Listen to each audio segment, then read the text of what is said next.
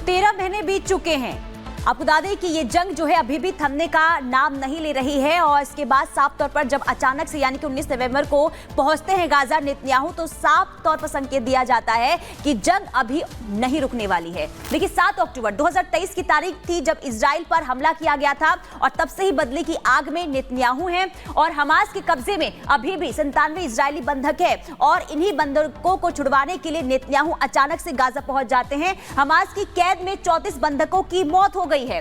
132 बंधकों को हमास ने रिहा कर लिया है। बंधकों को छुड़ाने के बदले $5 मिलियन दिया जाएगा, ये इसका भी ऐलान नेतन्याहू की तरफ से किया गया है। गाजा के सेफ एग्जिट और इजरायली नागरिकता, इसकी भी बात देखिए लगातार हो रही है और जिस तरीके से यानी कि जब गाजा पहुंचते हैं बेंजामिन नेतन्याहू तो इससे साफ तौर पर यह संकेत दिया जाता है कि इजराइल की तरफ अगर किसी भी दुश्मन ने आंख उठाकर देखा है तो उसे छोड़ा नहीं जाएगा, उसे किसी भी सूरत में बख्शा नहीं जाएगा और यही वजह है उन्होंने ये भी कह दिया है कि हम जो है हमास के कब्जे से जितने भी बंधक हैं उसे छुड़ाकर ही रहेंगे। और अब बात करते हैं रूस यूक्रेन युद्ध से जुड़ी हुई, क्योंकि इस युद्ध के बीच अपने करीबियों को गिफ्ट देने का दौर चल पड़ा है। पुतिन ने गिफ्ट भेजा तो अमेरिका ने भी यूक्रेन को गिफ्ट देने में देरी नहीं की और उन्होंने भी अपना गिफ्ट पुतिन के पास भेज दिया है। अब सवाल यहाँ पर दरअसल ये खड़ा हो जाता है कि ये जो गिफ्ट्स की अदला बदली हो रही है ये हो तो अपने अपने स्वार्थ के लिए रही है, लेकिन अब इससे फायदा किसको होगा ये देखना होगा। इसका हम रुख करेंगे, लेकिन सबसे पहले आपको प्रधानमंत्री नरेंद्र मोदी वियना में क्या कुछ कह रहे हैं वो सुनाते हैं। This honor does not only belong to me but also to 1.4 billion Indians. This is a living proof of your deep commitment towards our relations, which will continue to inspire us to move forward in every field. Friends, Bharat और Guyana के संबंध हमारे साझा इतिहास, सांस्कृतिक धरोहर और गहरे आपसी विश्वास पर आधारित है। Friends, India-Guyana relations are based on our shared history, cultural heritage and deep mutual trust. इन संबंधों को अभूतपूर्व ऊंचाइयों तक ले जाने में राष्ट्रपति इरफान अली का निजी रूप से बहुत बड़ा योगदान रहा है। उनके नेतृत्व में हम हर दिशा में निरंतर आगे बढ़ रहे हैं। आज की चर्चाओं में भी मैंने भारत के लोगों के प्रति उनके स्नेह और आदर को महसूस किया। President Irfan Ali has personally contributed immensely in taking these relations to unprecedented heights. Under his leadership, we are continuously moving forward in every direction. Even in today's discussions, I felt his affection and respect for the people of India. Bharat भी Guyana के साथ हर क्षेत्र में कंधे से कंधा मिलाकर चलने के लिए तैयार है।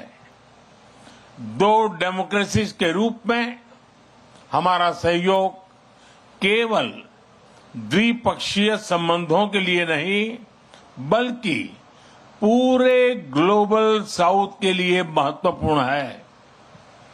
India is also ready to walk shoulder to shoulder with Guyana in every field. Our cooperation as two democracies is important not only for bilateral relations but also for the entire global south. Friends, अनेक नदियां, झरना और झीलों से समृद्ध Guyana को land of many waters कहा जाता है। Friends, Guyana, blessed with numerous rivers, waterfalls and lakes, is called the land of many waters. जिस प्रकार से गयाना की नदियां यहां के लोगों की कल्चरल आइडेंटिटी का अभिन्न अंग रही है, उसी प्रकार भारत की गंगा, यमुना, ब्रह्मपुत्र जैसी महान नदियां हमारी प्राचीन सभ्यता का जन्मस्थल रही है। दोनों देशों में जल को सामाजिक और सांस्कृतिक गौरव का स्थान दिया गया है। Just as the rivers of Guyana have been an integral part of the cultural identity of the people here, similarly, the great rivers of India like Ganga, Yamuna, Brahmaputra have been the birthplace of our ancient civilization. Water has been given a place of social and cultural pride in both the countries. Bharat और Guyana की समानताओं के इस तरह के कई अनेक उदाहरण हैं जो हमारे ऐतिहासिक और सांस्कृतिक संबंधों को और भी गहरा करते हैं। There are many such examples of similarities between India and Guyana, which further deepen our historical and cultural relations. Excellency, आज आपके द्वारा दिए गए सम्मान को मैं भारत और गयाना के इन्हीं ऐतिहासिक संबंधों और हमारी अटूट मित्रता को समर्पित करता हूं। एक बार फिर आपका, राष्ट्रपति जी का, गयाना के नागरिकों का मैं हृदय से बहुत बहुत आभार व्यक्त करता हूं। धन्यवाद। Excellency, I dedicate the honor bestowed upon me today to these very historical relations between India and Guyana and our unbreakable friendship. Once again, I wish to convey my heartfelt gratitude to you.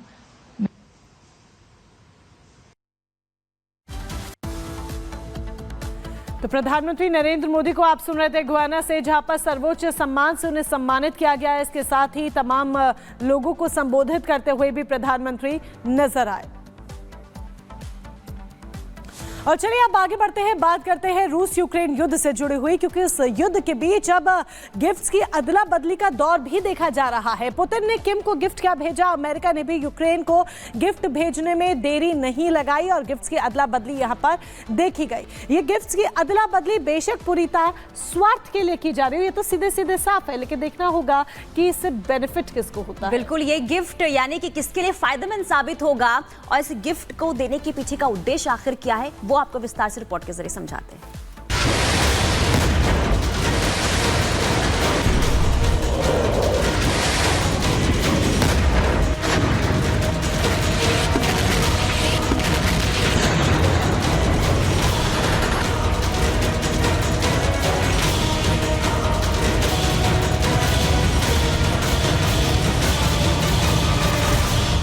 रूस Ukraine युद्ध में नया मोड़।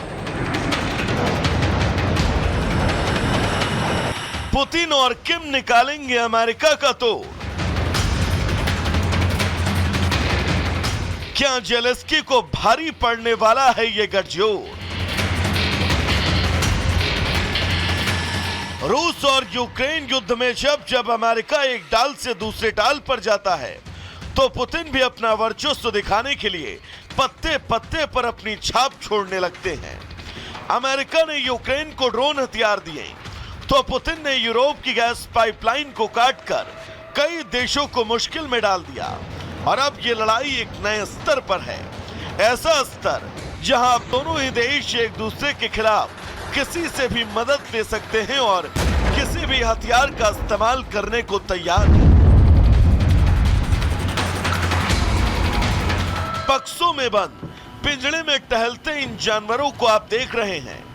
आपको देखने में भले ही साधारण जानवर लगे, लेकिन ये जानवर रूस यूक्रेन युद्ध में अहम भूमिका निभाने जा रहे हैं। दरअसल ये खास उपहार पुतिन ने अपने दोस्त किम जोंग उन को दिए हैं।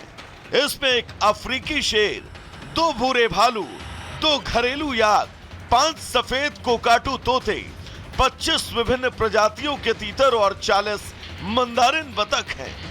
हालांकि ये पहला मौका नहीं है पुतिन ने किम को ऐसे गिफ्ट दिए हो। पहले भी कई दुर्लभ जानवरों को गिफ्ट पुतिन दे चुके हैं।